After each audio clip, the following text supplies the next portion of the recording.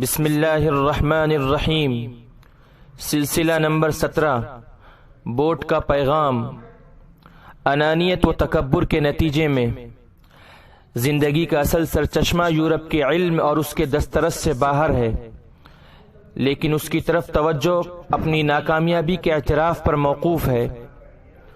اور یہی مرحلہ بہت زیادہ دشوار ہے۔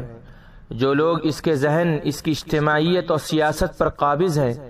وہ پوری قوموں کو تباہ کر سکتے ہیں، پورے ملکوں کو خاک کا ڈھیر بنا سکتے ہیں، سارے عالم کو روحانی کوفت، قلبی بے اطمینانی، جسمانی تکلیف اور معاشی پریشانیوں میں گھرا ہوا دیکھ سکتے ہیں۔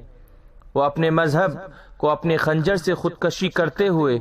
اور انسانیت کو سسکتا ہوا دیکھ سکتے ہیں، مگر اپنی غلطی کا اعتراف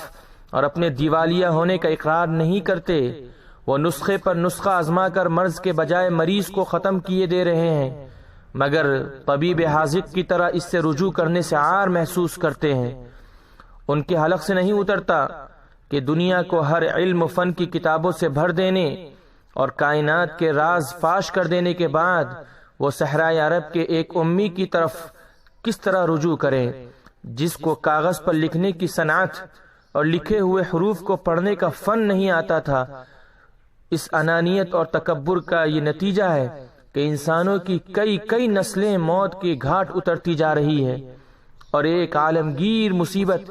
پوری انسانیت کی طرف منہ پھیلائے ہوئے بڑھ رہی ہے۔